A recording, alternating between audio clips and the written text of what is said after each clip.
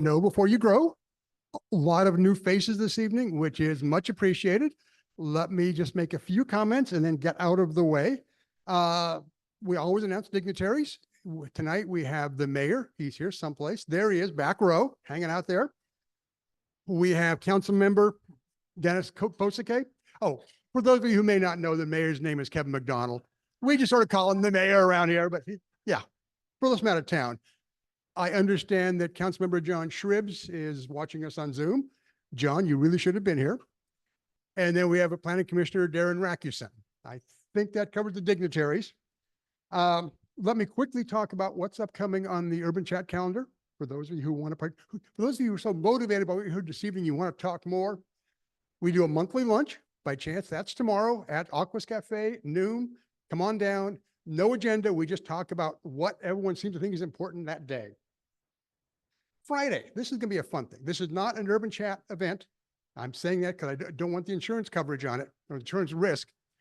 But Sean Payne, who owns Live Explore Realty downtown and is on our board, did this last year. He's going to start doing it again this year. He goes out and takes over 4 parking spaces. Are you? Yeah. So, okay. I wasn't sure what you were telling me there. You were saying, okay, gotcha.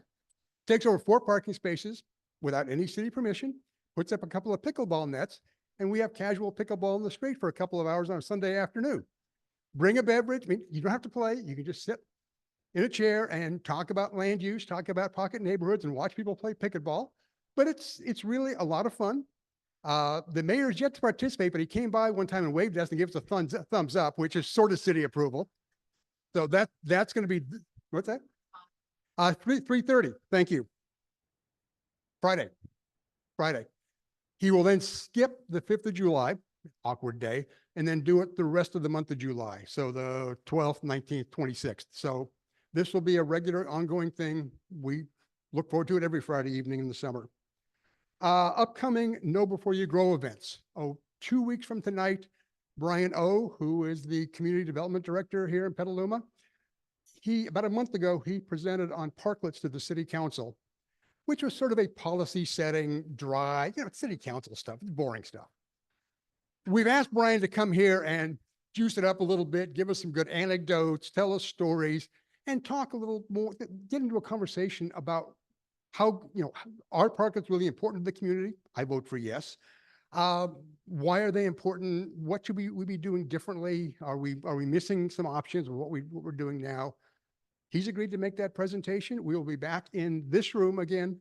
So that would be, well, I got notes right here. Wednesday, July 10th, again, 7 o'clock, this room. End of July, July 24th, we aren't sure on location yet. We will let you know. Those of you who have been driving around town have probably noticed that the building at 199 Petaluma Boulevard North, the corner of Washington, has been sold and internal or tenant improvements are underway. It's an architect out of San Rafael, Daniel Castor, who bought the space.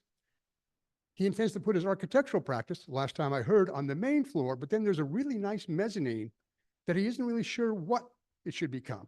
He's calling it Hall of the Above, indicating all sorts of things to go in there. Yeah, I know. He gets full marks for that.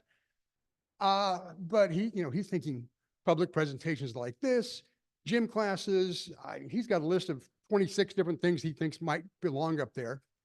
He wants to come and talk to us about what he's doing, what vision he has, how we can all work with him. I think it's a great use to have downtown. It's the old seed bank building. Yeah, I should have said seed bank. Everybody recognizes it that way. Then we have K-Big events scheduled all the way through early October. We are really ahead of ourselves for once. I won't go through all of them tonight. They will be on our calendar. If not today, they'll be up there shortly, so you can check it there. But the one other thing I wanted to mention, those of you who were with us last August may have heard Tony Jordan speak. It was the night we somehow failed to reserve this room, so we did it sitting on the steps out front. Worked out better than I would have thought. Tony is the executive director of the Parking Reform Network, arguing to reduce parking minimums, go with parking meters, just find ways to make car dependence less convenient as a way of turning the world more toward walking, biking, etc. Donald Shoup, who hopefully many of you recognize the name, was sort of the founder of the idea of parking reform. And at 85 years of age, his ideas are finally taking root. Donald connected me to Tony, and Tony's a great resource, has a nationally based nonprofit out of Portland, pushing for parking reform. He's going to do a one-day conference in San Francisco on September 20th called Equitable Parking Reform. There's already a number of folks with Urban Chat who plan to go down there. We expect parking will be limited. If it's not, we're going to be really disappointed. So Barry Buswitz has agreed to put together a plan for all of us to ride transit. Presumably we start on smart train, hop onto a ferry, catch a streetcar. We don't even know where we're going in San Francisco, but once Parking Reform Network is the destination, we'll work it all out. Probably a good way to get to know each other and then learn some good things at this conference. So with that, I will turn us over to our speakers tonight. Really quick introductions. Jim Heid is the developer of River House up in Healdsburg. Sharon Kirk and I toured the site about a week and a half ago, thoroughly enjoyed it, had a great morning and midday with Jim. He's also the director of the Small Scale Developers Forum. I think I got the name right. Okay. Helping people who want to do small projects become part of, do things in their community that make the community stronger rather than having the big national developers come in and do sprawl or 5/1s. He's working to create other kinds of development, and we thank him for that. After Jim speaks, Ann Edminster will join us and is an internationally recognized expert in building efficiency. She helped write the Lead for Homes standard, and more importantly for this evening, she lives at Petaluma's pocket neighborhood, the Keller Court Commons. So Jim, I will pass the mic on to you. If I can manage not to trip over it. What am I doing here? There we go. Good. Okay. And let me find a place to put, I don't want to, that's all right. I'll just put that there. I just didn't want to spill it. Well, good evening. Thanks for the opportunity to come and talk to you. Let's see. I need my advance. Can't quite make it. There we go. Good. Okay. Thanks. Yeah, so it's fun to come. It's actually nice to be able to drive. This month I've done presentations all over the country, kind of similar themes. And so it's nice to be able to jump in the car and didn't take SMART, sorry, but jump in the car and come down here in my neighborhood, or at least my region, and share some of these things with you that I'm going to talk about tonight. I'm going to do this in a couple of parts. I'm going to talk a little bit about the genesis of this idea of building small and how I got to that, and some of the big things that been taking away from that. So I'll talk a little bit about my book, Building Small, which has really grew out of that journey, if you will. And then I want to dive quickly into a case study, which is, as Dave said, is my project called River House, which is up in Healdsburg. And I know you're on this theme of pocket neighborhoods, having had Ross Chapin's here. So I'll do a little deeper dive on that. And I think when I met with Dave, last time, one of the things I'd ask, I tell this story a lot, and one of the reasons I did that project was, as I like to say, I wanted to get my hands dirty and figure out why this stuff isn't done more often. And now I know, because I did one. And so I think the making of the sausage and understanding all of that, I think is really valuable for everybody, whether you're a politician, you're a banker, you're just a citizen who's concerned about the quality of the growth that we're getting, to understand, as I often say, how hard we have made it to get the kinds of things that we really want. So this is one of my taglines that I use a lot, and it's really the essence of the small scale movement and the things that I try to promote through Building Small, which is, this is about building community, not commodity. And for a lot of reasons, I think we've gotten the built environment that we've gotten because combination of policy, finance, insurance, and just the way that we've kind of think about the built environment, or we think about real estate. It's led to a lot of commodity development as opposed to focusing on community first. So I'm going to start with the small beginnings, and I usually tell this in a little different way, but I was telling this story at dinner, and Dave and Ann and others said, well, you got to tell that tonight. So real quickly, I grew up in upstate New York, and when I graduated from high school, my mom, I didn't know what I wanted to do, and so my mom, and I knew I was kind of interested in the environment or something like that, so my mom bought me this program called the Know America Project, where for 2 months, God bless these guys, 2 professors put like 20 kids in 2 vans and drove them all over the country. And we'd camp out every night and we would go see a different city and a different environmental issue. So we're in Wyoming, we saw strip mining, and we were in the Badlands, and saw the Central Arizona project just as it was coming to Florida. But the last stop was Petaluma, and we came to see this about growth limits. So here I am, how many years later? So I'm trained as a landscape architect, and a lot of my career was spent doing this kind of stuff. Big, Dave mentioned, big planned communities. And this was all about perfection and laying everything out and everything wanting to look the same. And yet when I was working in places, I was often hanging out at night in places like this. And this is a really cool project up in Portland, a guy named Kevin Kavanaugh. If you don't know his company, it's called Guerrilla Development, fabulous work that he's done. But Kevin has this philosophy that highest and best use is not always the highest and best use for the neighborhood. So the economics and the smart people always say, well, that's not the highest and best. He could have built 150 apartments, but he chose to take this, which is a corner auto shop, repair shop, and make it into this, which is 5 kind of like incubator kitchens. And there's a whole nother story about that. But as I would hang out in places and see things like this, I got to thinking there's a lot more places in the country like this than there are places to be doing that. And so it led me to think about there's an opportunity for people that are concerned about their communities, that are concerned about the fabric of their communities, the local economies of their communities, to really make a difference by working in what I call the nooks and crannies of place. So I started this thing called the Small Scale Developer Forum. And the idea was, okay, I think there's this, might not be the only one out there thinking like this, that there's a different way to be thinking about development. There's a different call to action.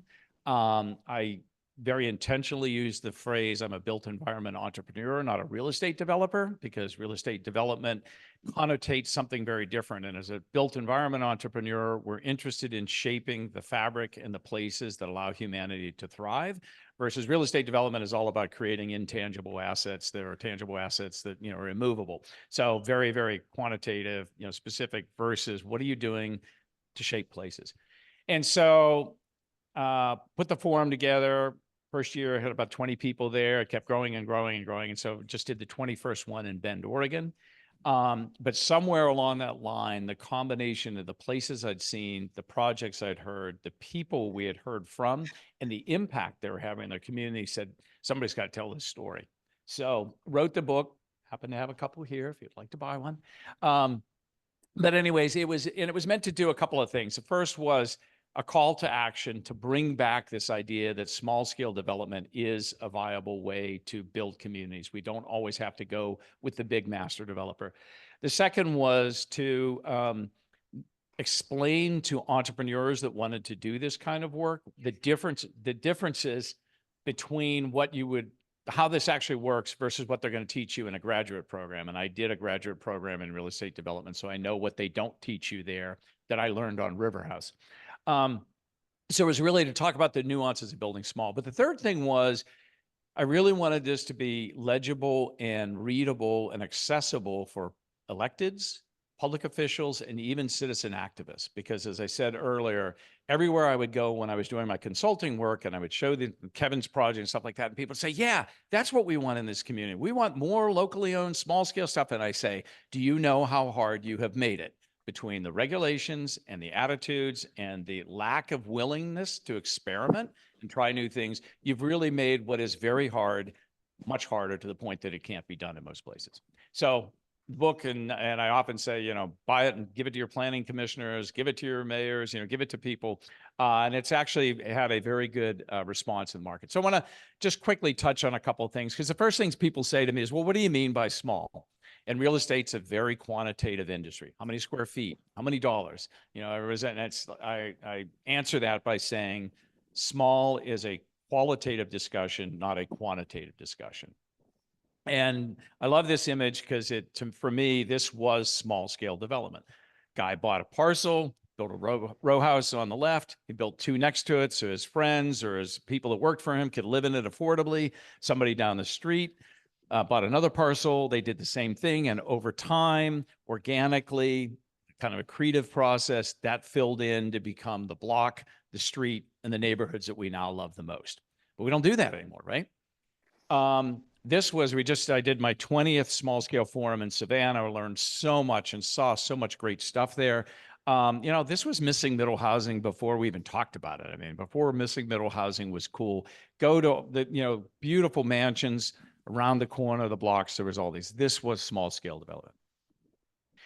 We see as a little different twist, but a lot of adaptive reuse because people, I think, that believe in small scale development, believe in the soul of buildings, the soul of place. And that's how you bring it back, is restoring and bringing this is, thank you to Natasha. This is my co-working space in Healdsburg. Natasha was very instrumental in making some really big decisions of this. But the key was bringing back this space that had really was a horrific kind of tired shopping center to something that now people like really find inspiring and can't believe that it's actually what was there before. But the other big part of the small scale development movement and our commitment is the role that our buildings play and the way it addresses the public realm, that interface between the sidewalks and the streets and the open space and how those buildings address. And again, you may recognize this from Healdsburg. I love this because, that's like a 12-foot deep bar.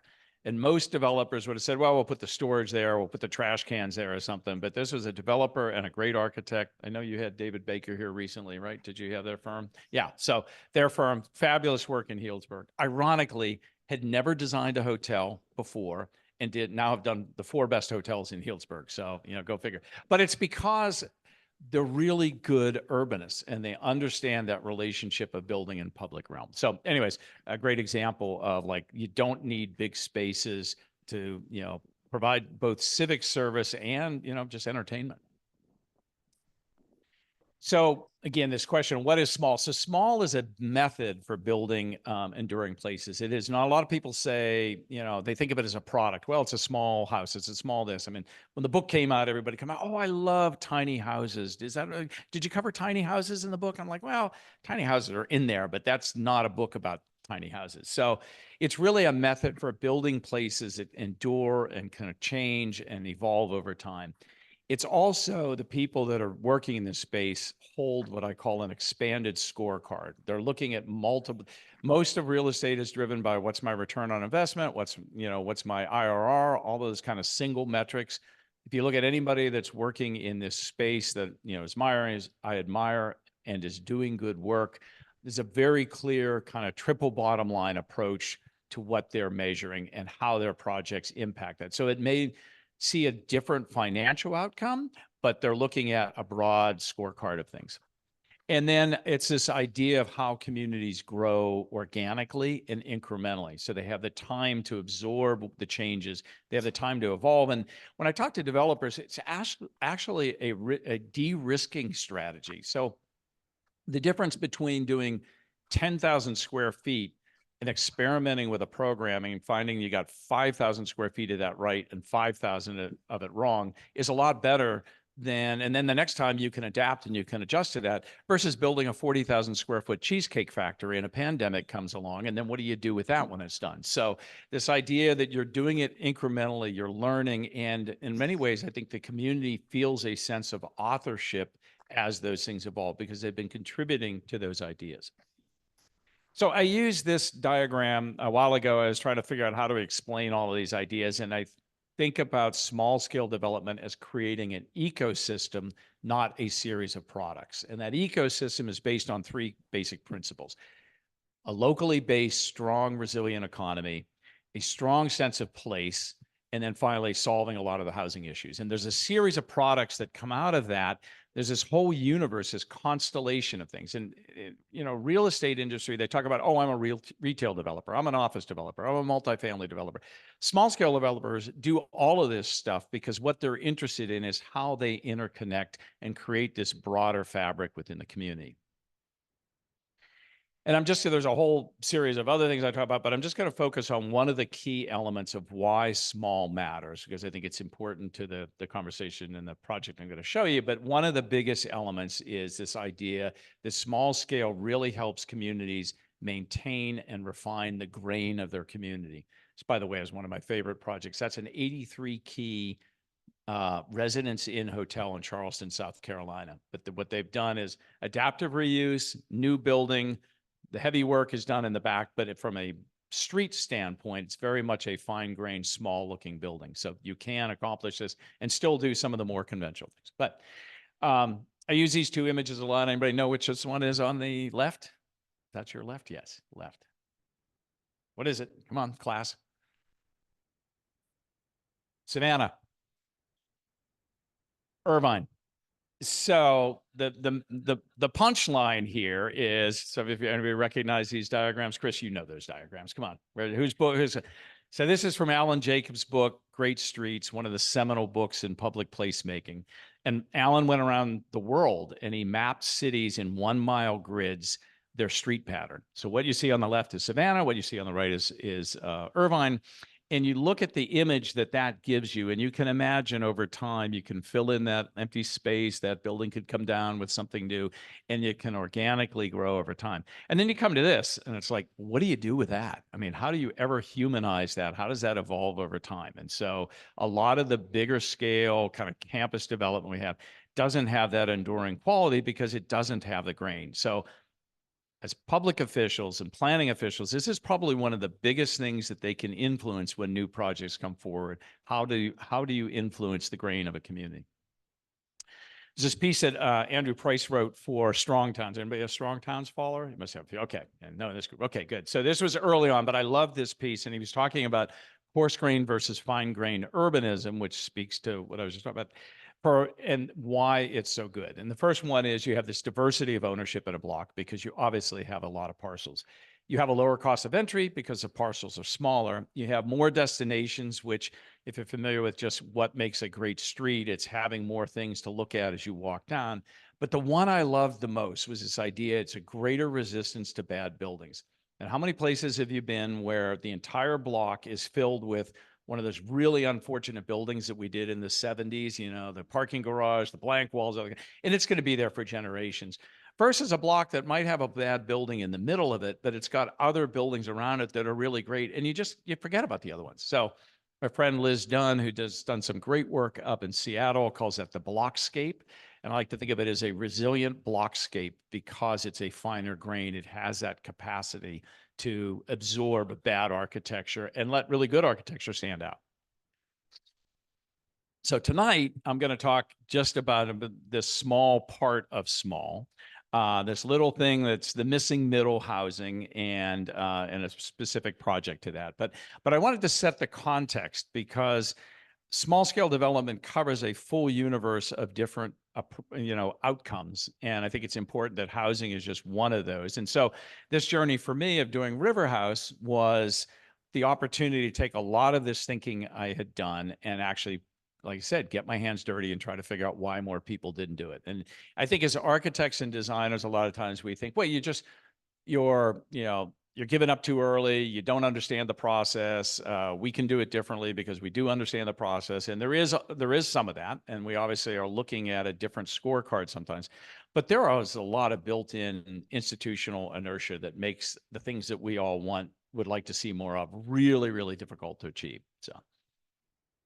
So I'm going to start with this. So this is my first project. This is a house renovation in Healdsburg. It's called the Little House, and it's a 980 square foot, 1876 cottage. It's right from downtown, right up the block from the plaza. And I put this in here because my wife and I bought it. We were those city folk that came up and bought a place in Healdsburg and figured, well, how hard could it be to renovate this? And we're both designers and we can do that. And then we found out it was single wall construction. So that was one thing I had to deal with. But after we finished, and every contractor that we brought to the site said, tear it down. Why would you rebuild that? It's like, well, because we just spent $400,000 on that. We can't tear it down. That would be crazy. So anyway, and we're so glad we did because the soul of it and the reaction in the community is really powerful. But the thing was, when we would do tours, it was on the historic home tours a couple of times, when we would entertain, when we would have people over, we used to rent it out, when you could do that, for weekends. And people would always leave like really nice notes. We thought we had to have a big house, but this style trumps it, so.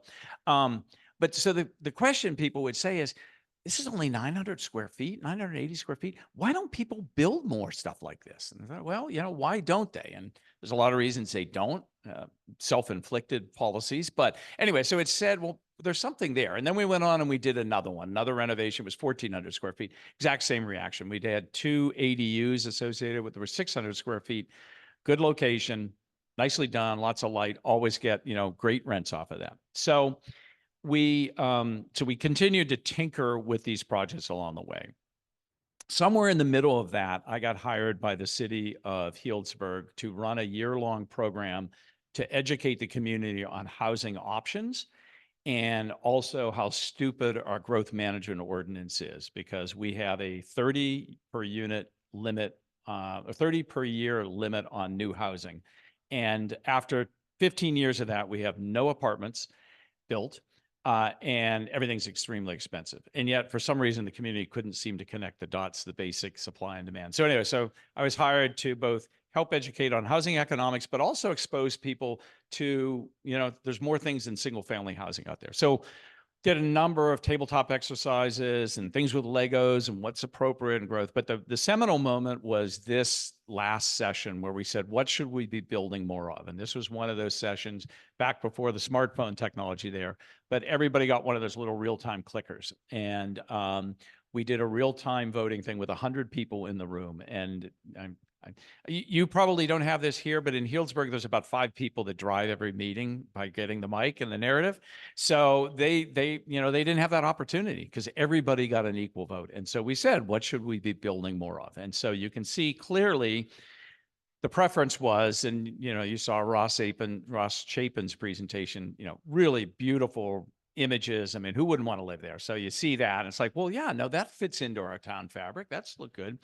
But equally important was this, the far other end of the slide, was people saying, we don't need any more single family homes. We want other stuff. So there was this kind of 100 people out of 5 or 12,000. So it wasn't a mandate, but at least there was a pretty strong consensus of those who had taken the time to come to the meeting to say, we really want to see some other options. So 6 months later, an opportunity came up for me to purchase what was this site right here. And right after we'd acquired that, the house, the little 40s ranch house right next to it came available as the family passed away and the heirs didn't want it anymore. So we were able to assemble basically what is 1.2 acres. And you can see it also has this great little piece of riverfront. It's kind of a leftover parcel, a little bit odd, but thought it would be a really great amenity. Somewhat challenging was manufactured home park to the upper part there. Industrial park over there on the far left, and then down below it was kind of a 80s T111 subdivision. So in local parlance, this was the wrong side of the track. This was a transitioning neighborhood. Values there were pretty, they weren't impaired because nothing's impaired, but they were lower than other places in town. But it still was 10-minute walk from downtown and a lot of opportunity there. So decided to acquire that. And we started this conversation and put together, this is working with Dan Perolik from Opticos, put together this, did this approach where we tested 3 different scenarios and we immediately sat down with the city staff and we said, look, there's 3 ways we could go. There's an as of right scheme that would generate probably 7 units. We could do that with the existing codes, not a lot of discretionary approval, slam bam, we're out the door. We could do something a little more aggressive where we may need to rezone it and do some CEQA and some other stuff. And then we could be really aggressive and we could, change the general plan. We could rezone it. We have to do a lot more CEQA work. And each of them had a corresponding level of affordability. They had a number of units that came off of the site. And the staff and the planning director really said, I'd hate to see you waste this opportunity by just doing the as of right, but that's probably a bridge too far. So is there a Goldilocks scenario in the middle? So that early conversation of authoring with them what would they feel comfortable supporting and championing really helped set the stage.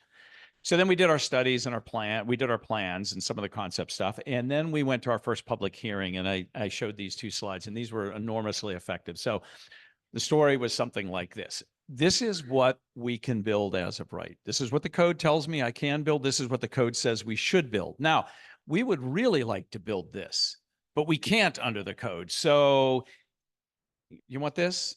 or do you want this? So what can we do together to try and figure out through the nooks and crannies of the code to get us to that? And so that set the stage for a really collaborative process. Wasn't easy, but at least early on set the stage of what we were trying to do and what the community, again, back to those bar graphs, what they said they wanted to see. So we ended up with a site plan. You've heard Ross's presentation. You've got Keller Court here in town. So you understand the basic model. It's 12 units if you include the ADUs. So as I explained it to Chris, from a policy standpoint, we say this is 10 units per acre because we have 12 units on 1.2 acres. We did it all with as of right zoning. So we didn't do a PD. We didn't do any kind of modifications to the zoning. We actually got a CEQA infill exemption, which was huge from a technical standpoint. We had to do a couple of hacks to do that. We had 3 different unit types, which I'll talk about in more detail. And when we finished, we won 5 national awards for it. So that felt pretty good. But it's basically, you can see you've got the homes wrapping a central green space. And the idea there was that it's a phrase that Joe Riley, who was the mayor of Charleston, said a long time ago, that you give the best of the public space to everyone. And so the green was meant to face the street, not to be inward and locked away from everybody. And the home space around that. And then the other thing is the cars are subordinated. They're on both ends. So the alleys and the garages are there. And one of the interesting debates we had early on was, we could have put the garages here and the lanes here. But we decided to do it in that way so that when people get out of their cars and they close the garage door, they walk across the lane to go to their house, and there's a pretty good chance they're going to run into one of their neighbors. So it's one of those just little social encounter, social engineering things that you do. And I was kind of nervous about it as a developer. It's like, yeah, it sounds good on paper, but will people buy that? And everybody that bought, when I would tell them that story and that decision we made, they're like, oh yeah, no, that makes total sense. I'm so glad you did that. And then everything around the green is very much the front of the house. And these are, I'll show you the slides, but real porches. These are 9 and 10 feet deep. So these are outdoor rooms. They're not just kind of that token 5 feet that most home builders put on the places. The other thing that was really important about the site is we had a number of great heritage trees that were on the property. And so we worked really hard, and it actually worked very well to fit the homes in there and work around them. So out of the 15 heritage trees, we were able to save 14 of them. And you'll see in the images how, as one of the jurors wrote one time, it allowed us to cheat history because the homes just feel like they've been there for a long time.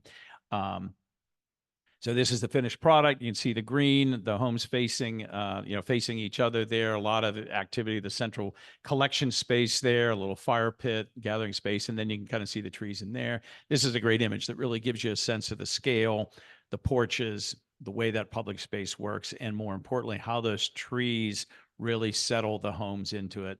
We made an early decision to paint everyone white, and that was a bit of a challenge because we were debating about, but we could never find a color scheme that just didn't feel too Disney-esque. But what we did do early on was each home is named after some attribute on the site. So that's the greenhouse because it faces the green. There's the redwood cottage that has a redwood on it. The fig cottage has the fig tree and all that. And then the doors were painted in some kind of, reference to that. And that's the way we marketed them. And the fascinating thing was nobody knows the address. Everybody knows the name of the place. And very quickly, the addresses were immaterial. Yeah. So they were about 1,000 to 1,100 a foot. So somewhere between 1.3 and 2 million. So yeah, we can talk about that because that's one of the, I wouldn't say disappointments I had, but one of the goals we weren't able to achieve for a lot of different, fortunately, as saying to Chris, we were very fortunate when we hit the market. But you can get an idea again of the big trees and just the effect that had, working around those. Now, it made construction extremely challenging. Contractor wasn't particularly happy about it, but I think if you can imagine what would have looked like without the trees, it would have been very different. So just real quickly, going to a couple of details if you're interested. So again, we have 3 product types: the studio, 500 square feet, 1 bed, 1 bath. But again, even though it was an ADU, we wanted to make sure it had a porch, and you'll see it was a very important part of the fabric and the choreography of what those public spaces looked like.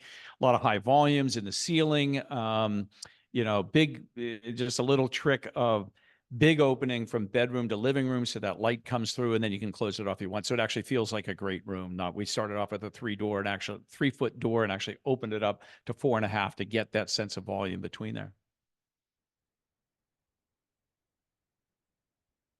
It was not separately sold. So, and we can talk about that. Yeah. So there were 4 ADUs on 4 of the lots. And interestingly, 2 went with houses, 2 went with the biggest units, 2 went with the cottage units. So we had a really good control set of what those things actually added in terms of value. Let's do the next one. So this is the cottage, 1,250 square feet, 2 bedroom, 2 bath, again, 8-foot porch. One of the key features was we call the lantern on the green, and you'll see it in one of the images. And this was a little bit of a hack because we had a code requirement that if you're under if you're 1,250 and under, your fee structure is considerably lower than if you crossed over. And originally, because it has a really nice entertaining kitchen, nice living room, but no dining room. So the idea was this is your dining room. And again, some of Ross's early work, you always saw those little ship's prow that were kind of out and face the green. But if we had conditioned that, it would have put us over the 1,250 square feet. So we did it as a screened porch. There's a set of sliders that come off the kitchen, and it's a really lovely space because the climate really supports it. It still gives you that animation and activity on the green. But a super efficient floor plan. You only have the only hallway space you've got is that little piece right there. Everything else kind of works right off of it. So this was really popular. And again, a lot of volume in the space, a lot of light, and very much an open floor plan, and very well received. I do. Would you like to know? So it was interesting. We had, I think, one as a rental investment. So you say 1 as a rental investment, 3 as permanent homes, and these were people that relocated, and then 4 that were second homes, but they were transitions. So actually 2 of them were like a 1031 exchange, and that's why the ADUs were really helpful for them. So they wanted to, part of their retirement plan was to end up here. So they're working through that process. So they got in, did the 1031 exchange, and then moved in. Yeah. Sounds like there were no people with kids that bought, and I'm curious if any people with younger kids buy there, because in American culture, people want this sort of backyard unless they're in. Yeah. They have this image versus from Europe, like you put on the kids' bedroom is like 4 by 6, which is a bed, and that's it. Yeah. Anybody? We not buy. So there is a story of a woman who ended up, the one that was bought for an investment, rented to, and it was the grandmother, the daughter, and her granddaughter all lived in that. And they left. Long, kind of complicated story, but anyways, the daughter and her daughter came back now and live in one of the ADUs. They love the community so much. They love that sense of community. So, but we originally thought our market was going to be both ends of the barbell. It was either going to be empty nesters moving down, or wanting to move up here in permanent retirement, or double income, no kids. We never really anticipated that this was going to be a lot of families, just because of the size of the units. And as you pointed out, there is not a backyard, but there is a side yard, and I'll show you that. So the way these worked is you had these big side sliders, and then we aggregated the side yards to create more space. So you actually, when you're in your living room, you're looking out to the side yard, which was kind of the most private courtyard space. This was the biggest house, 1,700 square feet. It had 2 bedrooms, and they were both masters, one up, one down. So this was meant to be kind of depending on where you are on a life stage, you could decide where you wanted to actually set up. 2.5 baths. This had a dedicated dining room. So for some people, that was really important to actually have a place to have the dining table. Still a big porch, lofted ceiling. You can kind of see, so it had this loft and this volume. And then the loft space up here, and all of those, there's 3 of those. So those Juliet balconies, doors were always sited somewhere where you got some really great views. So it gave each house a very unique personality. And one of the things that were great about it.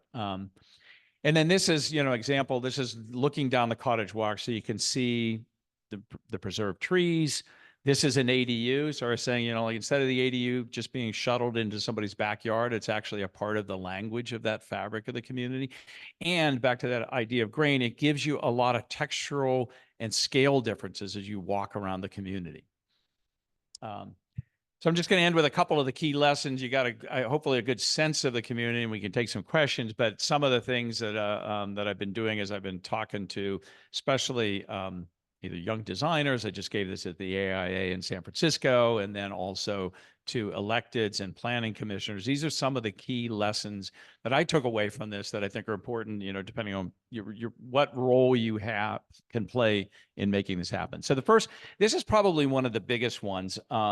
So this is what I call designing the form before the lots. And I made a decision early on that these were going to be fee simple lot sales. I didn't want the complexity of condominiums and undivided interests and all of those things. And frankly, I thought if somebody's coming up from the city to buy, or even a lot of people around here, they're just not comfortable with that idea. They want to know that they own a lot. And there's just a kind of still a psychological thing about that.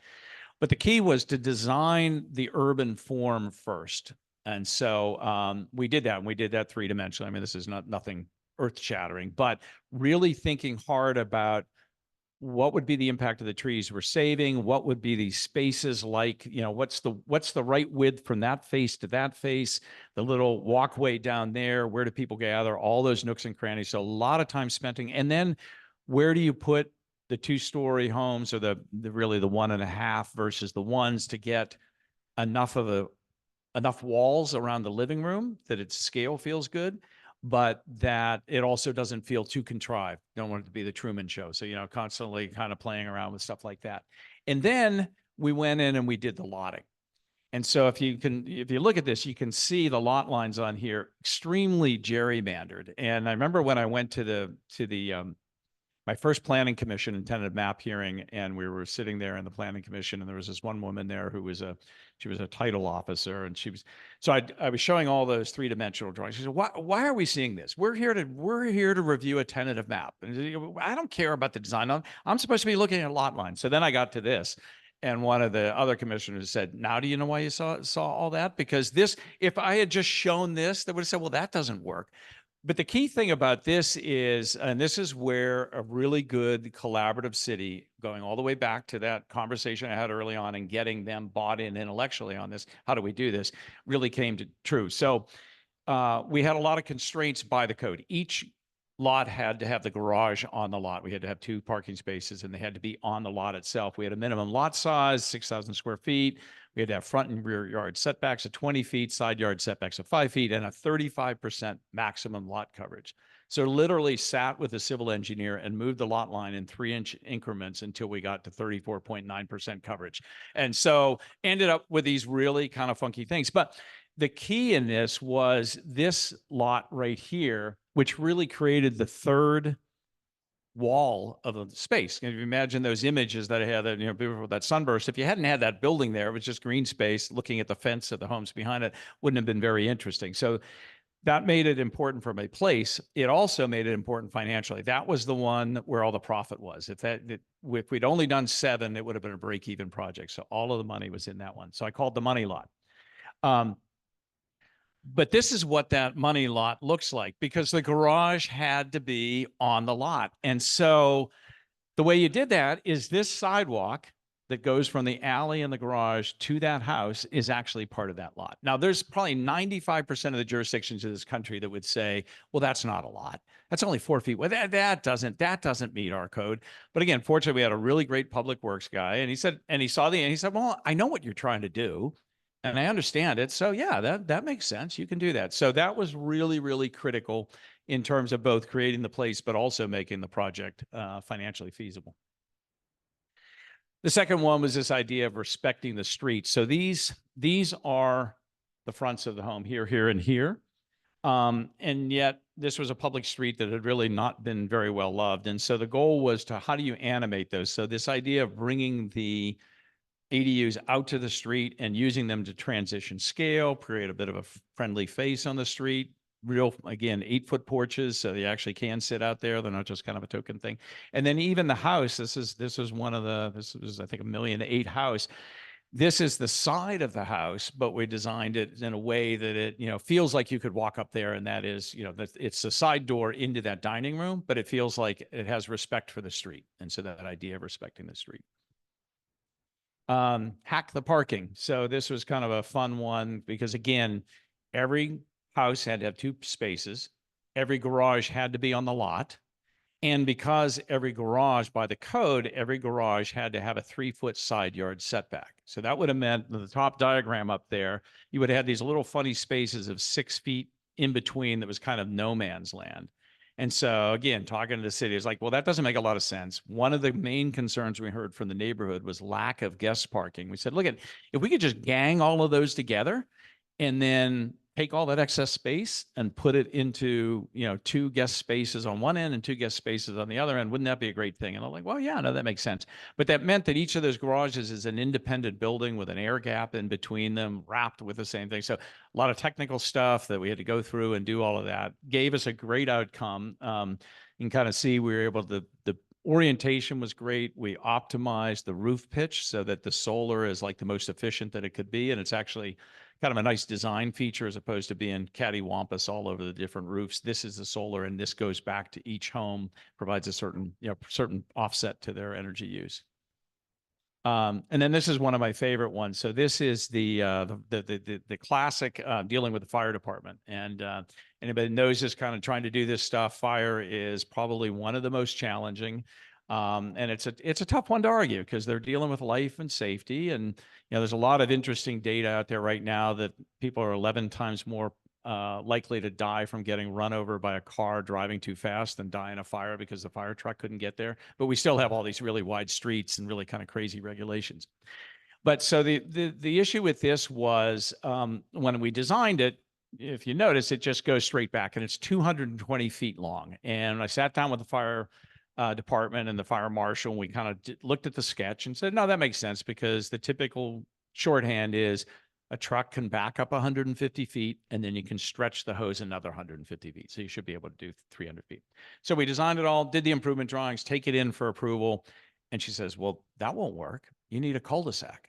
And I'm like, well, no, I can't. If I put a cul-de-sac, I'm going to lose like all the, well, you need a hammerhead. I can't do that. So anyways, so we go back and forth for literally an hour, arguing, but we already had this conversation. Well, I don't remember that. And so this is what this was a 220-foot fire lane, that just didn't meet code. So we talked for an hour and just back and forth. And finally I said, well, what if we had a 150-foot fire lane with a 70-foot driveway? I'm like, oh yeah, no, that makes total sense. So that was, I mean, in like 5 minutes after an hour. So what we had to do, and that was that image that, let me just go back here real quick that you see. Yeah, here, this little jog right here, that's where the fire lane ends and the driveway begins. So so when they're backing the truck up, they know exactly where to stop. But so those are the kinds of things, you just have to persist. What was that? What's that famous phrase? She doth persist, What's that?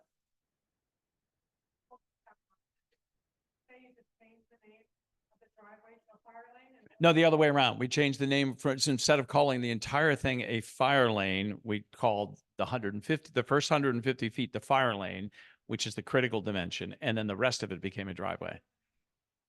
It got narrower. We took 4 feet out of it. So it went from 20 feet to 17 feet. And then we put a little rumble strip in. So as they're driving back to the fire, when they hit that rumble strip, they know it's time to stop. So, and then the last one, which is really obvious, is this idea of building the community first before you think about the products. I think one of the challenges that, you see in a lot of home building product, and it goes back to that lotting plan, because most projects like this, the engineer lays out the lots, and then the builder comes in and they take something off the shelf that they built before and they plop it into the lot that will fit, versus how do you build the community? How do you build the form? And so the thing that I was constantly fighting with my builder on is what we're selling is the composition of place first, and then people will buy the home if they really love it. But they're really going to fall in love with the neighborhood. And that was a self-selecting audience. That's not universal, but so the idea is building the community and constantly thinking about how you create that sense of community and neighborhood is really, really important.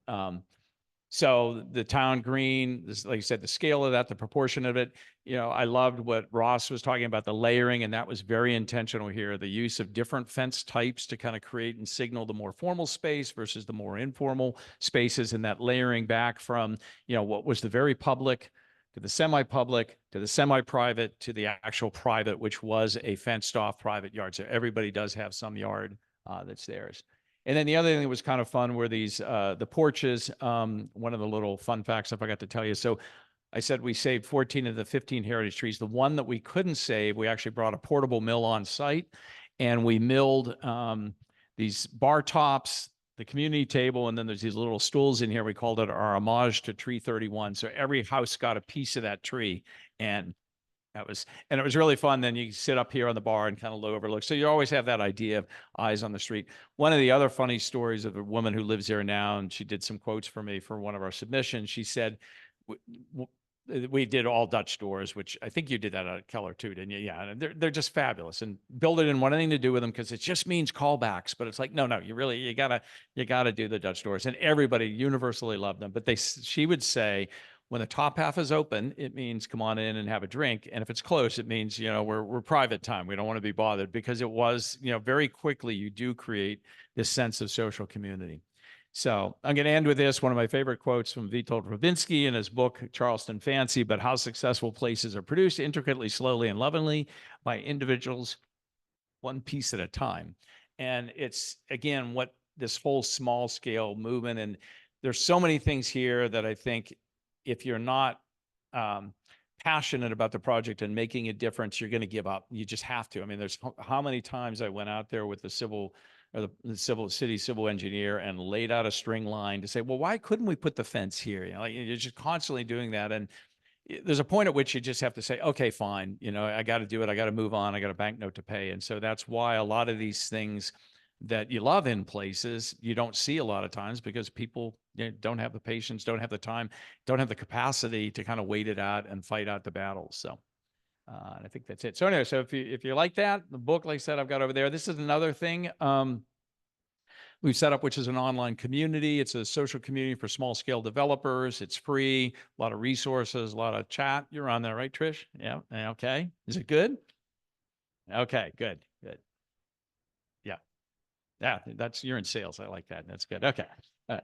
So, and that's my handles and stuff. So if you like that, you can follow it. Yeah. So did we need to do a mic for questions? You can either repeat it or. Oh, okay. Yeah, I can repeat it. Yeah. Okay. How long did it take from acquisition of the land to occupancy? So I'll tell you the numbers in a minute, but the funny story is, if anytime I brought like a planning staff, city manager, elected over, they say, wow, that was really fast. Anytime I bring somebody from a bank or my development friends, they're like, really? For 8 homes? So it was 5 years from beginning to end. COVID was it. We built through all of COVID. We managed to get everything framed before lumber went nuts. And we came to market just as people were just dying to get out of the city and buy places. So we actually had 2 divine interventions there that worked very well in our favor. Did any locals purchase? Let me think here for a second. So not on the first round, but we've had 2 resales. One with a 16% bump in 9 months, and the next one with a 25% bump. But the interesting story about the one that bought was we had a woman who, older, had a big house, sold it, had a lot of money, just wanted to simplify her life, rented one of the ADUs, lived there for about a year, loved the community so much that when one of the cottages came to market, she bought it. And because she didn't want to leave. And then I was telling you the other family that rented, and then the mother and daughter came back to live in an ADU because, again, they loved it so much and just the sense of community. Two questions. Yeah. Oh yeah, I'm sorry. Yeah, sorry. I probably ran over Ann. I'm sorry. Yeah, sure.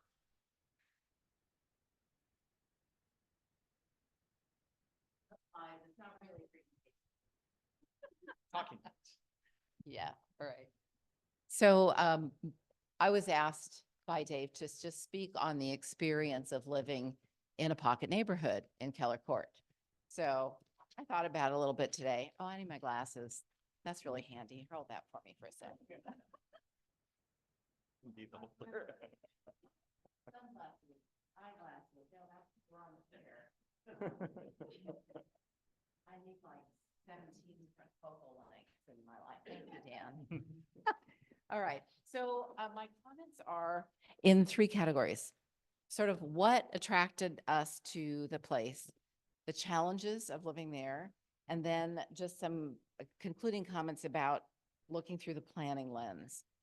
The initial attraction, and by the way, these are really enduring features of the project. So what initially attracted us and why we still love it, the aesthetics.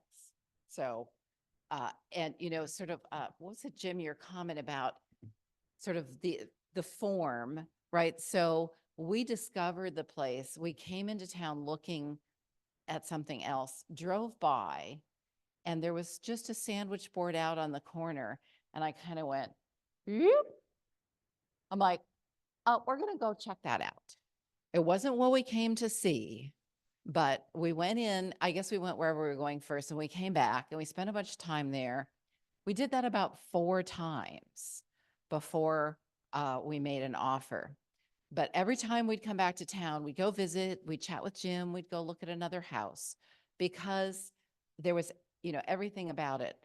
Color, the landscape, the view, the architectural style, all of it appealed to me. I should say I'm trained as an architect. So that's a big part of my genetic makeup. Also the sort of the sense of being in an enclave. It was cozy, it felt like a little neighborhood, but not gated. Like I've never wanted to live in a gated community. I actually don't like the fact that our back fence was closed off. We have a little gorilla gate in the back fence. Don't tell anybody because we didn't like that. So now people in the neighborhood can walk through again. That was not a public statement. You didn't hear it here. Love the car-free core. There's just something about serenity of not looking out your front window at a street and cars, but instead of looking at green space and the Sonoma Mountain. And we love the shared amenities, the Commons building. We have a little exercise room. We have a bocce court. We have an orchard. And we might not use all of them all the time, but we love all of them being there. So there are challenges. We had never experienced living with an HOA before. Shared governance experience is not the most pleasant thing I've ever experienced in my life. I like autonomy. I like getting to make decisions about my living space. And particularly, we had some challenges over building, not so much the building exterior shell, but what was happening in the outside of the building, and the garages, because in our case, the garages are part of the HOA's property. And so we are assigned a garage, but we don't own the garage. We can do stuff to it, but certain things are kind of in this gray zone of like, well, maybe you can, maybe you can't. We really want everyone to confer about it. It's like,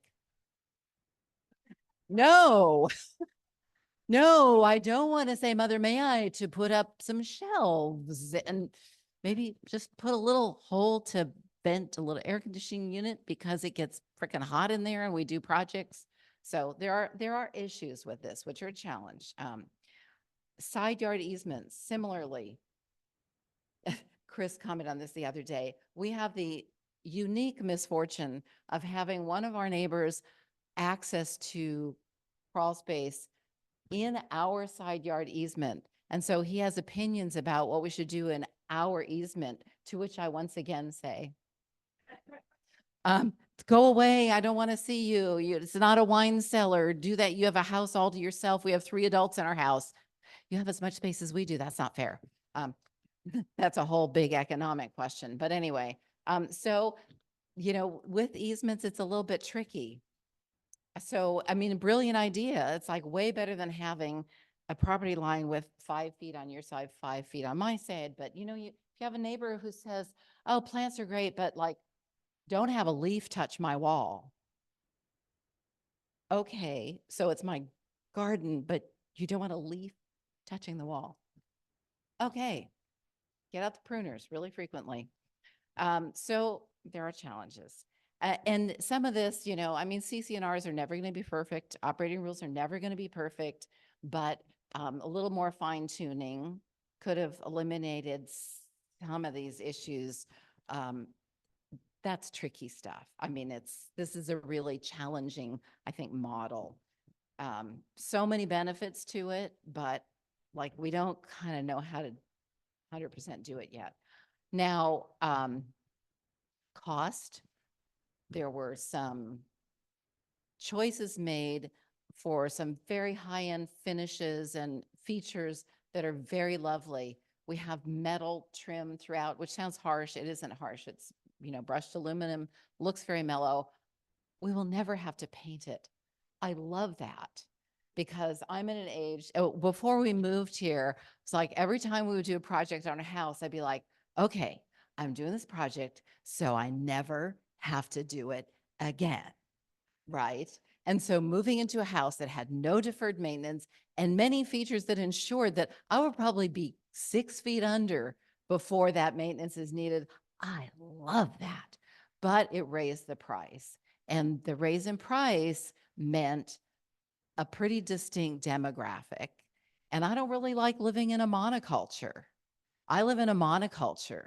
So to me, that's a challenge. Like some of the, our neighbors have grandkids come and they run across the lawn. That makes some people crabby. I love it. It's like, bring them on. I want more young people. So that's challenging. And it was exacerbated by some of those choices. It also means, so we only have 8 units. There are no ADUs. There's, I would venture to say, no possibility of ADUs based on the space constraints. And that means, given the demographics, we have a labor shortage. So there is some maintenance of these common spaces. We could pay people to do all of that. We also have some cheapskates in our midst. We are probably the poorest people there. And, by global standards, we're incredibly privileged. Like, let's be real. So, but there are people who are way more privileged than we do who don't want their HOA dues to go up like 1 penny. And it's like, dude, but you also don't want to do any work. So like, oh, by the way, I am one of the young ones, right? I'm very energetic. I'll be 68 next month, right? So this is a bit of an issue. So trying to get people to like do stuff. And we have a lot. We have one of the challenges to talk about funny bits of land. We have an east-facing slope that's quite steep. It's kind of hard to do anything with, honestly. I feel like they should have donated it to the city because it could be marvelous terraced into community gardens. Did I mention cheapskates, no labor? So those possibilities don't really exist in the current configuration. Like if it were up to me, I would deed it to the city and say, do fundraising, get the whole neighborhood to make it into community garden. But, that kind of wasn't in the picture. There was some sort of romance about what it might be that it probably won't ever. The city limited it to 2 bedrooms because there were some concessions made because it was PUD. That also affected the demographic of who was going to buy. One day a couple came, we had bought, I think we were the 4th or 5th household to buy.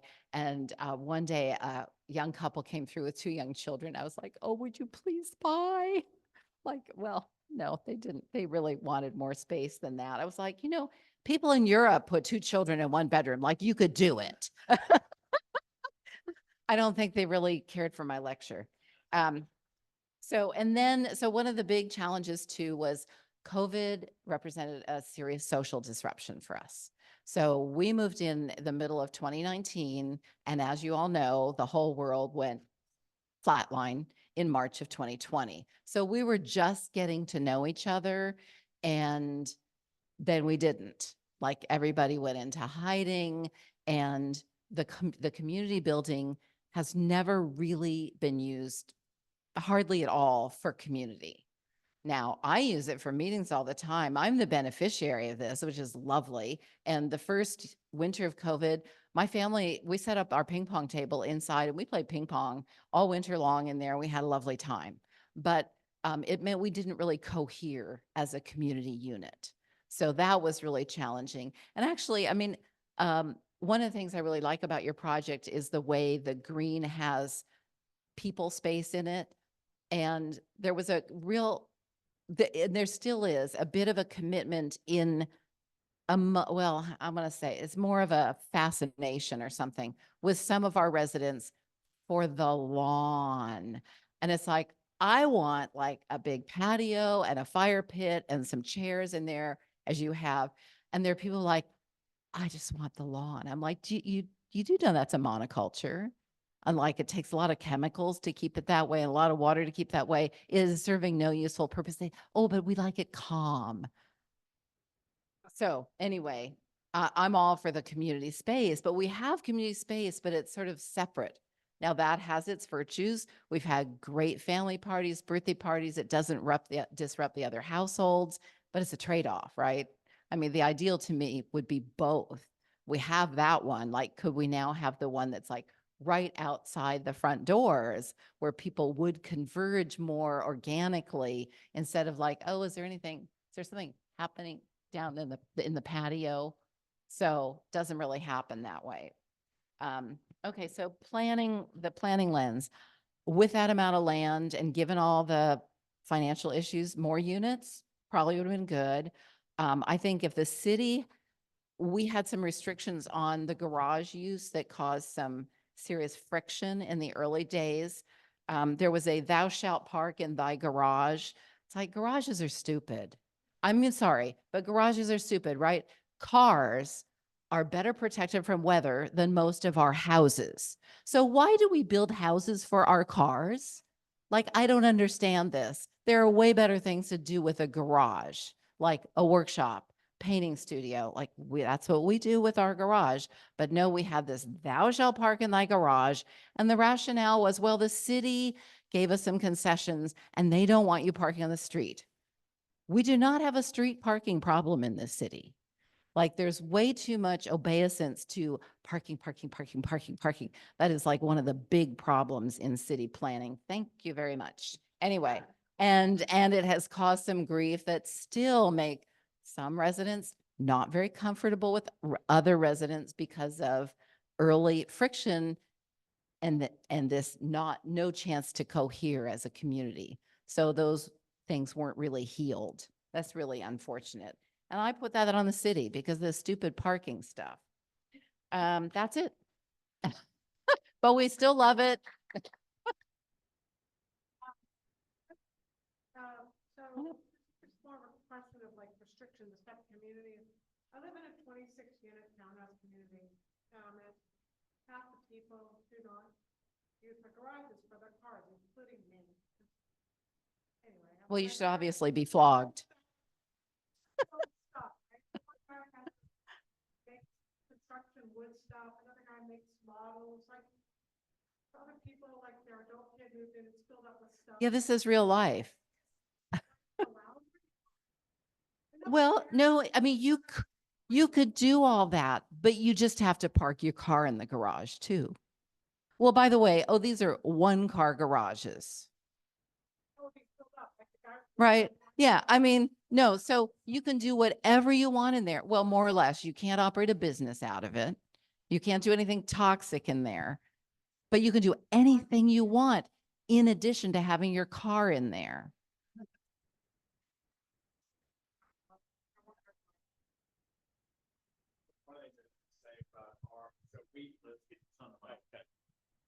So we did 2-car garages. We do require people to park in there, but we also added an extra 8 feet in the width. So there's a really nice space. And the idea was if somebody wants to do a shop or they want to do storage or whatever else and left the trusses open and everything else. So there was an intentionality that, and really the design of that, that fire lane becomes a driveway. Doesn't allow, there's really no place to park and there's no place to park on the street. So you got to park in the garage, but we provided a lot of extra space in the garage, realizing that people are going to need storage. The units are smaller and all that. And it's actually worked really well. I mean, there was a lot of questioning from the neighbors. Well, how are people going to really park there and everything else? But it actually has worked well. So.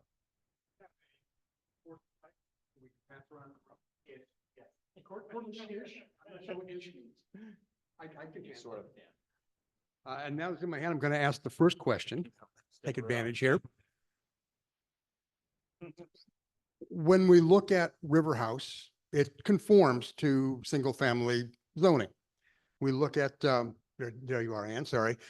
Keller Court Commons it has the density of single-family housing. Do we need, Petaluma will be updating both its zoning codes in the next year and a half. Should we be looking at ways to make it easier to get projects like this through the zoning code? And at the same time, should we have increased density?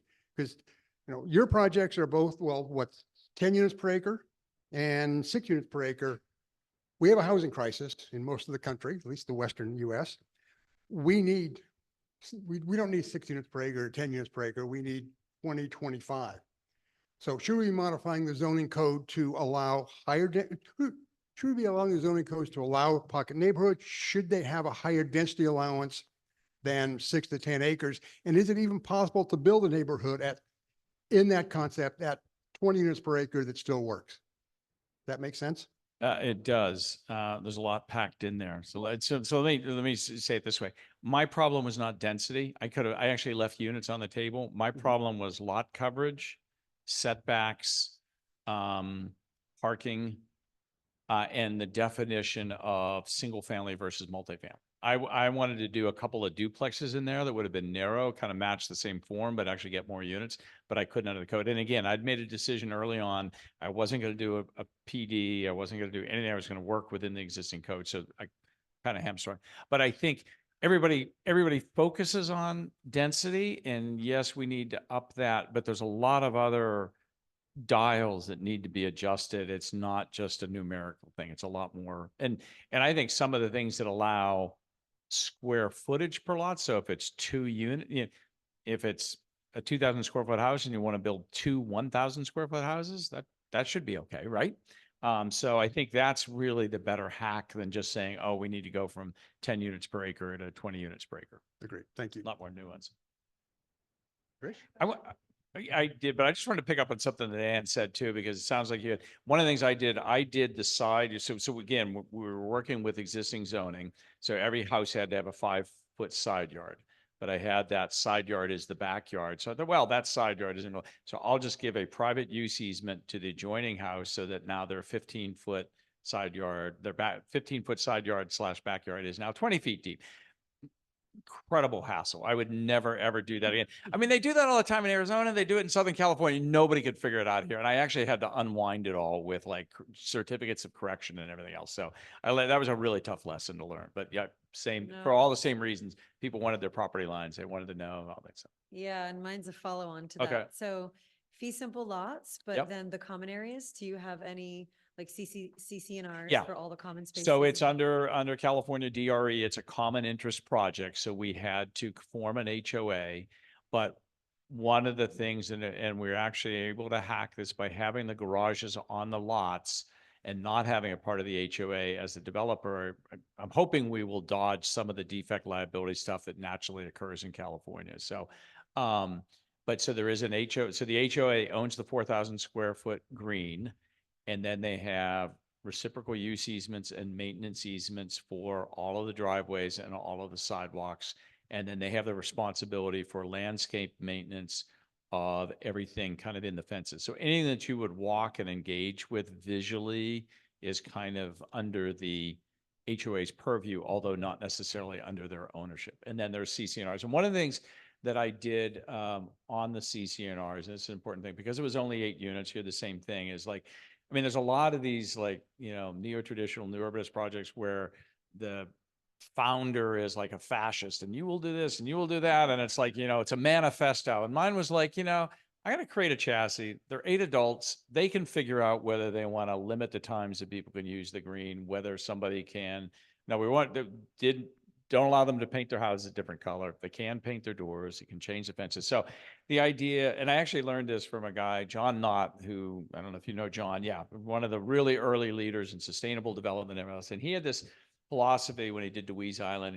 He designs everything to the 95%, and then he lets the tradesmen and the people that live there figure out the rest of it. And so you have this sense of authorship and community. So that was I thought that was a really cool idea. And so it was, and depending on those 8 people you get in this, it either works really well.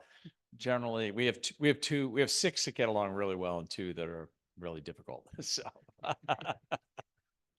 yeah. Is that your mix? One is selling. Yep. And they're so happy about that. Oh, come on, there have to be some questions. Terry, here we go. Let's take this back so people online can hear it. Not a development question, but how, when these places go up for sale, are they marketed as pocket neighborhoods? Like, or are they just on the market like any other house would be? You know, Just that's a, might happen to drive one, buy one, like. yeah, no, that's a really great question. And actually, I know Chris and I were talking about this at dinner. So I was really intentional about the marketing on this. So we worked with W and we had a great agent, but the initial website that went out was plan A, plan B. It's like, we don't sell plans, we sell homes. And every home, the fig home, the redwood home, the greenhouse, all that had its own landing page. And so it was all about, and the shorthand on this was there was another new development in town and they were saying that's your competition. I said, no, our competition are the existing homes in the community that have been renovated, that have character. So to answer your question, in fact, if you look at 107 Kennedy Lane, it's on the market now. And I was really interested to see how they described it now on the second round because I wasn't controlling the copy. And they do talk about, you know, the neighborhood or sense of character, the unique, uncommon, all that kind of stuff. So there is an understanding now that I think that's a premium add to the value. Again, come on, there have to be more questions. Dan, any questions online? Yeah. Oh, come on, folks. Is there Hey, anybody online? take as much time as you want. I know. I'm curious about, see, look, I forgot my question. Well, two things. First one is stormwater management. Did you have a lot of issues with that in terms of, you know, mapping and all that? Boy, we could go over it. So yes and no. So it's actually a really simple solution. So I challenged the civil engineer to design above the city standard, which I think was a 2-year storm and 48-hour event or whatever. So I wanted to do at least 10-year and above. And so the entire site is everything, gutters, area drains, all site drainage, flows into a series of an infiltration array that sits underneath that green. So there's 3 36-inch pipes under there, deep in gravel and the soil's all alluvium because it's right on the river. So it just infiltrates right down. So, but the funny story about that is, so I went to get my permits and I had to pay $3,000 per unit in impact fees. And so I said, well, wait a minute, you've set this standard where I have to control all of my stormwater on site. And then I've gone above and beyond at this level. And we've spent $50,000 to put in this infiltration array. Why am I having to pay $24,000 in stormwater fees? And they're like, well, there's a nexus somewhere with our storm system. I'm like, well, show me where do the pipes connect? And I'm like, well, and I got a check back for $24,000. So I felt like I had really won on that one. That's So, incredible. yeah. But again, that's one of those things. A lot of people, you pay the fee and you move on. And it's like, well, ask why. What does that really do? What is that connection? So. Yeah, and actually the reason I'm asking is I worked on for Ryder Homes, they did they wound up being a senior pocket neighborhood in Novato off of Right, Hamilton right, Parkway. yep. So I was involved with that from, you know, dirt moving forward, but stormwater management was like $100,000. Yeah. So I just remember like it delayed the project, you know, going back to planning and zoning and all this stuff, you know, same thing where they had to put these special, you probably know what this is. I don't know what these like special beams that would say whether it's, you know, measuring precipitation and whether there was underwater stormwater management that had to go off site. Anyway, the point is it was this whole other thing that they weren't prepared for. So I was just curious if that was another whole price bracket, you know, another whole cost. It definitely was a cost. I mean, it was $50,000 or $60,000 by the time we did that. We did the rain gardens or the stormwater inlets along the street or the rain gardens along the street there as part of our bulb outs and things like that. And then, you know, and those are incredibly expensive because of the soil you have to put in. It's not, you just don't put normal soil in there. But then you have to sign an agreement that you're going to maintain them in perpetuity because even though it's in the public right of way and the city wants them, you still have to maintain them. So that's another burden on your HOA costs. So, Wow. yeah. Thank you. Yeah. I'm having PTSD now, those questions. You should be rolling off Sunset. Yeah. Serious? Oh, there we go, Terry. Thank you. No. I know a lot of people love to live like this. None of us have millions of dollars. Can a group of 10 get financing for something like this as just, you know, naive newbie developers? Yeah, so and somebody had asked, I think you'd asked a question earlier about what they sold for it. So that was, in terms of aspirations, I mean, one of these, I'd spent my whole career, a lot of my career in sustainability consulting. So part of this was to get my hands dirty and do a project, but also push a lot of the boundaries. And so that's why the stormwater basis of design was above standard before we even did anything. But the other one was to try and prove that you could do this at an attainable price. And by the time I got through the process and the carry costs and all that, I actually had very favorable financing. I had a couple of individuals who had a bigger scorecard than just the return and saw the value of this and the R&D value and the idea of introducing some. So it wasn't, if I had been a mercenary, investors constantly hammering on me. So that allowed, a lot more room to experiment and work. But it's still, at the end of the day, you kind of sold the market, and unfortunately the market was there. But there were when I underwrote this, I thought in that quadrant I would never get anything over $1 million, maybe 900,000. We sold at 1,000 to 1,100 square foot. Any other comp in the neighborhood is 500 per square foot and less. So we, doubled everything around it, which is kind of hard to believe. So to your question, that's what you're asking about is basically a co-housing model. So a bunch of people get together, they kind of whether they form the entity or they just agree to take the market risk out for a developer and provide the financing, and then he's doing it for a fee rather than a profit.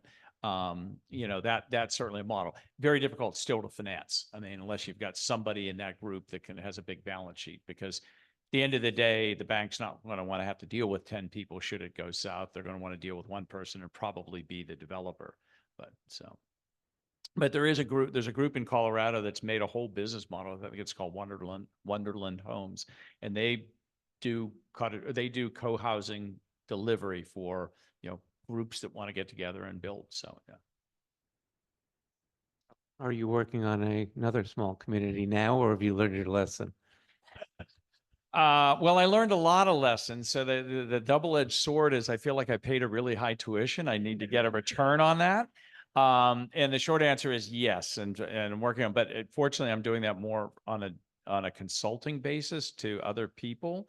So hopefully I can impart some of these lessons, save them some of the pain and suffering, but I'm also not having to put up the money right now. I still would love to I would like to take a lot of the lessons I learned and get it to a better price point and get more density, get more diversity. But yeah. What's that? They're all in Sonoma County. I have three consulting things I'm doing. They're all in Sonoma County. So yeah. Yeah. So stay tuned. Oh, that's a good question. Well, I didn't get there in time with the mic. Could you? Okay. maybe Yeah. repeat the Yeah. question? How did you I'm not going to say, how did you get around? I'm going to say, how did you address the affordable housing? Yeah. So this is where, again, the permutations of code and hacking and a supportive, the end goal is greater than some of the details. So basically, Healdsburg had, at the time, our code was a 15% inclusionary housing ordinance. So our 7th unit would have had to been built on site and would have had to been deed restricted affordable. And at the time, this is another one of those nuanced things, is when you have an inclusionary housing ordinance, what does that first unit have to be at what level? And the way ours was written, it was low income. So for the units at the time that I had modeled to sell for 900,000, that one would have had to sell for 165,000. So there was no way, it just didn't make any sense. The part of it was the 1,250 square feet or less, you didn't have to provide affordable housing. And that was part of that old code. So, and I'm a big fan of scaling size to impact fees and other incentives to get people to build smaller.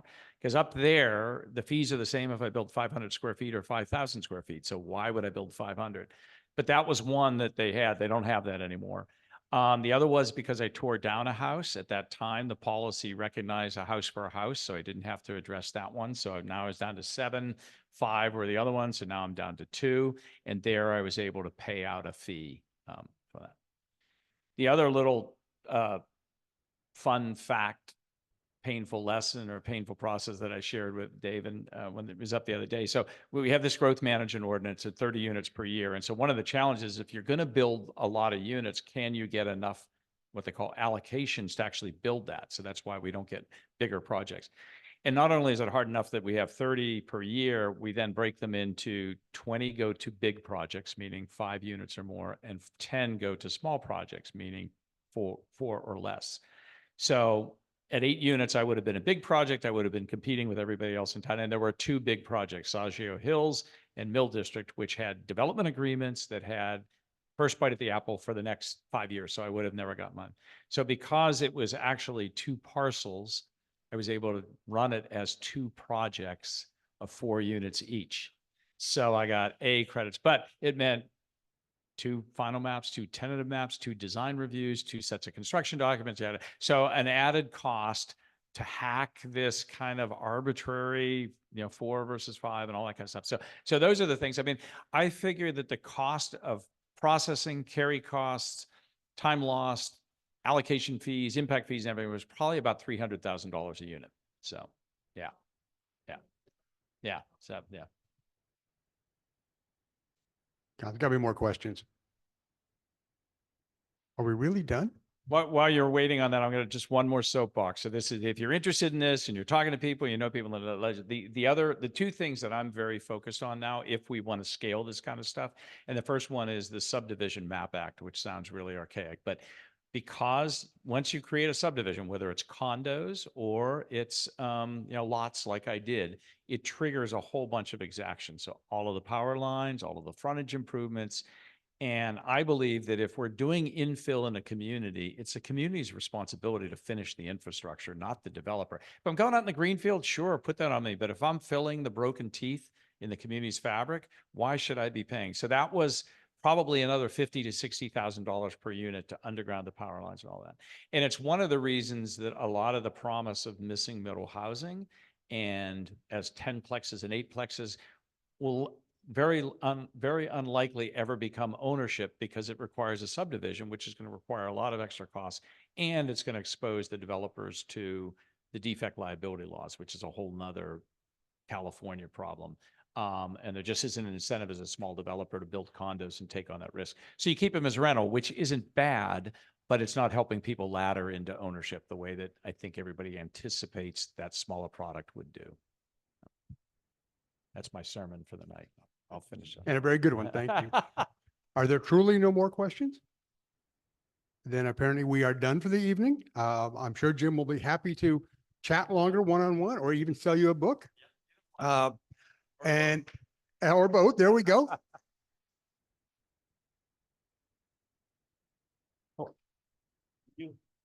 We do have one thing online. Jasmine Gold says, I have a 3rd-acre property in downtown Katati zone for mixed use. I would like to build a missing middle pocket community. Is that something that would interest you? Sure. Happy to talk to her. Did you get my links? Jim@jheid.com. It's easy. Awesome. Yeah. Oh, no. Okay. Talked to her the other night. I knew she was looking at things and. Did you hear tonight? Oh, no, I thought that. No, Chris, no. No, so Jasmine, I met her Monday night. Okay.